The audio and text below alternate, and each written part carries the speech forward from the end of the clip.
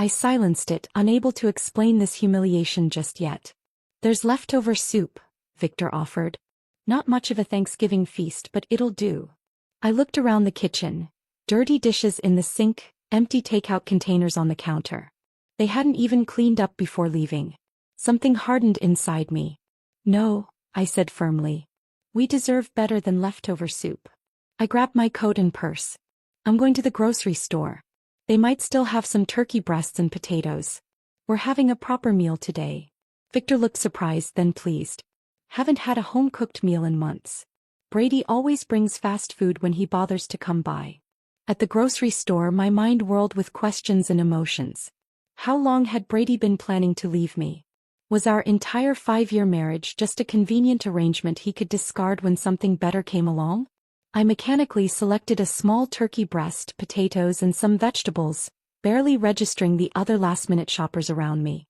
When I returned, Victor had managed to clear the kitchen counter and was sitting at the table with a stack of papers. What's all this? I asked, setting down the groceries. Evidence, he replied, his blue eyes suddenly steely. Bank statements, medical records, documented neglect. I've been keeping track for months. He pushed a folder toward me. Brady and Elaine think I'm just a burden waiting to die. They don't know I've been watching them strip my accounts while providing minimum care. I glanced at the papers. Detailed notes, account statements showing suspicious transfers, copies of medical recommendations that had been ignored. Why are you showing me this? I asked, unsettled by his methodical documentation. Victor leaned forward, suddenly looking less frail. Because you've been wrong too, Jade. And because I don't have much time left. He tapped a medical report. Terminal cancer. 3 months at most. I sat down heavily across from him. I'm so sorry, Victor. He waved away my sympathy. Don't be sorry. Be smart. He looked at me with unexpected intensity. They think they've left you with a burden, but they've actually given us an opportunity. An opportunity for what? Victor's thin lips curved into a smile that transformed his face. For justice. He reached for an envelope and slid it across the table. Inside is my real will and trust documents. Not the one Brady and Elaine think exists. I didn't touch the envelope. Victor, I don't understand. He leaned back in his chair and studied me. After a moment, he simply said, "Shall we begin?" Those 3 words hung in the air between us, loaded with possibility and hidden meaning. Before I could respond, he explained his proposition. Help him document the family's neglect and betrayal, assist with his final arrangements, and he would ensure I'd be taken care of financially after he was gone. The family who abandoned us both would lose everything they thought was coming to them. I stared at him, this man I barely knew but with whom I suddenly shared a profound connection. We had both been deceived and discarded by the same people. Outside, the late afternoon shadows lengthened across an empty driveway where a family should have gathered. Inside, an unexpected alliance was forming. Yes, I said finally, surprising myself with the firmness in my voice. Let's begin. After our agreement, Victor sank back in his chair, exhaustion evident in the slump of his shoulders. The excitement of our newfound alliance had temporarily energized him, but now the fatigue returned to his face. You should rest, I said, noticing the pallor beneath his weathered skin. I'll finish making our dinner. Victor shook his head.